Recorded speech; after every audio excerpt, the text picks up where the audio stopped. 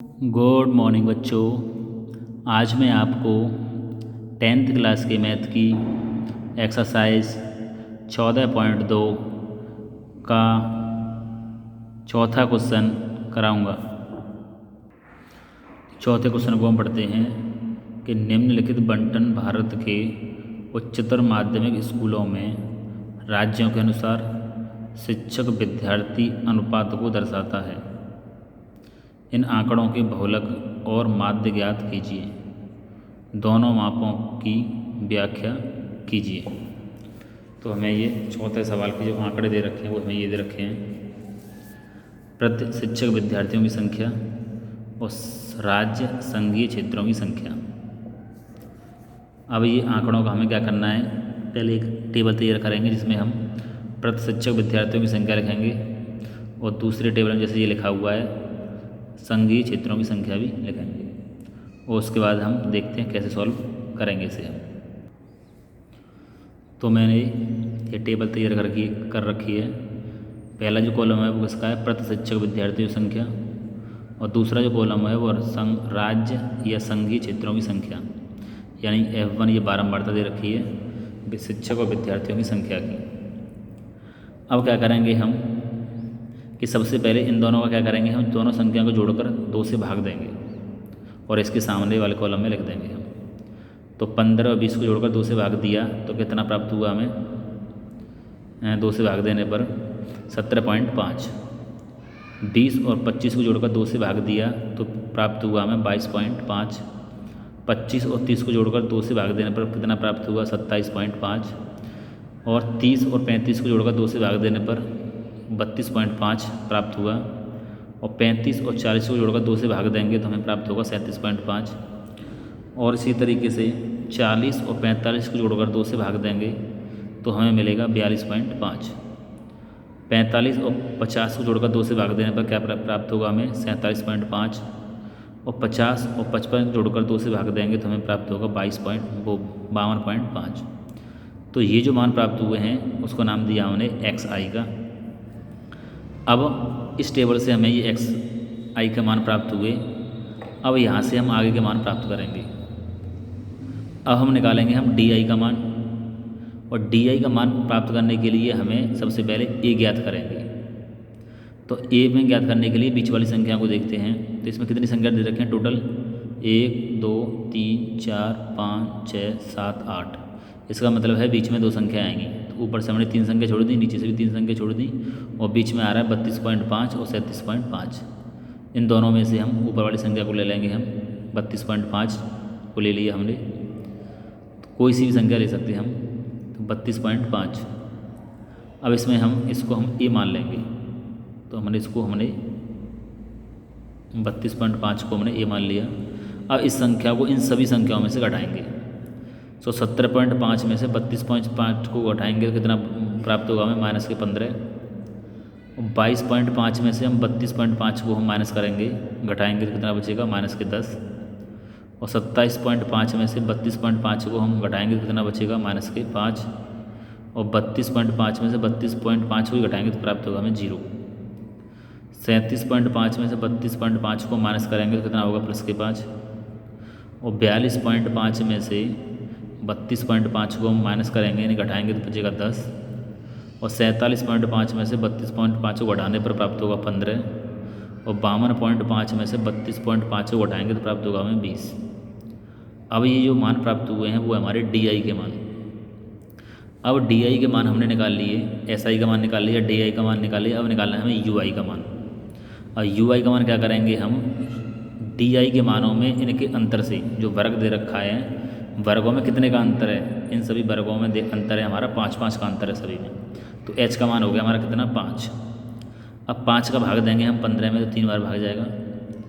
5 का भाग देंगे हम -10 में तो माइनस के 2 बार भाग जाएगा। और 5 का भाग देंगे 5 में तो माइनस के 1 आ जाएगा। 0 में भाग देने पर 0 ही प्राप्त होता है। अब 5 का 5 में भाग देंगे तो प्लस का 1 आएगा।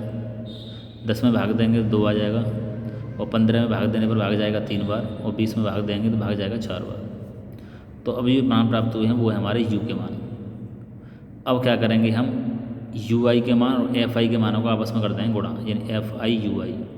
तो एफ आई के मानों का और यू आई के मानों को गुणा करेंगे तो 3 का 3 गुणा करेंगे तो 9, 8 दूनी 16 और 9 एकम 9, 10 का गुणा करेंगे 0 में 0 प्राप्त होगा, 3 एकम 3 और 0 का गुणा करेंगे हम इसमें तो ये दोनों 0 आ जाएंगे, दोनों संख्या 0 हैं, और 2 का गुणा करेंगे हम 4 में तो कितना हो जाएगा 8। अब हम क्या करेंगे कि हम इन संख्याओं को माइनस वाली संख्या को अलग और प्लस वाली संख्या को अलग जोड़ेंगे। तो 9 और 9 कितने हो गए हमारे 18 और 16 तो ये हो जाएंगे 38, 9 दूनी 18, 34 हो जाएंगे, माइनस के 34 और प्लस का कितना है 8, 9 10 11 को इसमें से माइनस करेंगे तो 4 में से 1 जाएगा तो 3 बचेगा और 3 में से 1 जाएगा तो 2 बचेगा, तो हमें बचेगा माइनस के कितना बचा माइनस के 23 आ गया। यानी माइनस वाली संख्या का जोड़ने पर प्राप्त होगा हमें माइनस के 34 और प्लस वाली संख्या का जोड़ेंगे तो कितना बचेगा 11 और 34 में से 11 को हटा देंगे तो बचेगा हमारा माइनस के 23। तो sigma F I U I का मान कितना आ गया हमारा माइनस के 23। सिग्मा का मतलब क्या होता है योग, और हमने योग किसका किया है एफ आई यू आई के मानों को हमने योग किया है तो कितना आ गया माइनस के 23 और अब हम एफ आई के मानों का भी योग करेंगे तो कितना आ जाएगा 35। तो अब पग विचलन विधि से क्या करेंगे हम फार्मूला लगाएंगे पग विचलन विधि से माध्य का। तो माध्य का फार्मूला होता है A plus sigma F I U I upon sigma F I गुणा एच। अब ए का मान हमें कितना प्राप्त हुआ यहाँ से 32.5, तो हमने ए की जगह ए का मान लिख लिया 32.5 plus sigma F I U I का मान कितना है माइनस के 23, तो ये हो गया माइनस के 23 और सिग्मा एफ आई का मान कितना है 35, तो हमने 35 लिख लिया और गुणा एच का मान कितना आया था हमारा 5, वर्गों का अंतर कितना था 5। अब हम क्या करेंगे कि इस 5 से हम 35 को काट देंगे तो कितनी बार कटेगा ये 7 बार। तो इस संख्या को हमने वहीं लिख लिया, ये माइनस और प्लस माइनस हो जाएगा और नीचे आ जाएगा माइनस के 30/7। 7 का भाग देंगे हम 23 में तो भाग जाएगा हमारा 3.29 बार, तो माइनस में आ जाएंगे 3.29, तो ये संख्या माइनस में लिख ली हमने। अब 32.5 में से 3.29 को हटाएंगे तो ये आ जाएगा हमारा 29.21 और यही हो गया हमारा माध्य 29.21। तो हमने माध्य निकाल लिया है, अब निकालेंगे हम बहुलक। अब बहुलक निकालने के लिए हम इस आंकड़ों की टेबल को देखते हैं। अब बहुलक के लिए सबसे पहले हम ज्ञात करते हैं कि इन वर्गों में बहुलक वर्ग कौन सा है। बहुलक निकाल रहे हैं तो इसमें हम वर्ग सभी जो वर्ग दे रखे हैं इनमें बहुलक वर्ग देखेंगे। तो बहुलक वर्ग के लिए क्या होता है कि इन वर्गों की ये बारंबारता दे रखी है। अब जिस वर्ग की बारंबारता सबसे अधिक होगी वही वर्ग हमारा बहुलक वर्ग कहलाएगा। तो इस सभी संख्याओं में सबसे बड़ी संख्या कौन सी है 10 और 10 किसकी बारंबारता है 35, 30 और 35 की, तो बहुलक वर्ग हो गया हमारा 30, 35। अब जिस वर्ग बहुलक वर्ग की जो बारंबारता होती है वो होता है हमारा F1 का मान, और बहुलक वर्ग से ऊपर वाले वर्ग की जो बारंबारता होती है वो होता है हमारा F0 का मान, और बहुलक वर्ग से नीचे वाले वर्ग की जो बारंबारता होती है वो होता है हमारा F2 का मान। और बहुलक वर्ग में जो निम्न सीमा होती है वो होता है हमारा L का मान। तो यहाँ से हमने प्राप्त बहुलक वर्ग का जो फॉर्मूले में जो मान रखे जाएंगे वो F0 का मान 9, F1 का मान 10, F2 का मान 3 और L का मान कितना हो गया 30। तो अब हम सवाल में करते हैं। तो यहाँ हम लिखेंगे चूँकि वर्ग 30, 35 की बारंबारता सबसे अधिक यानी 10 है, इसलिए बहुलक वर्ग कितना हो जाएगा 30 और 35 वाला। अब यहाँ से L का मान कितना हो गया हमारा 30। अच्छा, F1 का मान हमने कितना निकाला था 10, जो सबसे अधिक बारंबारता है बहुलक वर्ग की वही होता है हमारा F1 का मान। F0 का मान कितना निकाला था हमने 9, बहुलक वर्ग से ऊपर वाले वर्ग की जो बारंबारता होती है वो हमारा F0 का मान, और बहुलक वर्ग से नीचे वाले वर्ग की बारंबारता होती है हमारे F2 का मान, और वर्गों का जो अंतर होता है वो होता है हमारा H का मान। तो यहाँ से हम सभी के मान रख देंगे कि L का मान कितना है 30, तो 30 लिख दिया। F1 का मान कितना है 10, तो 10 आ गया।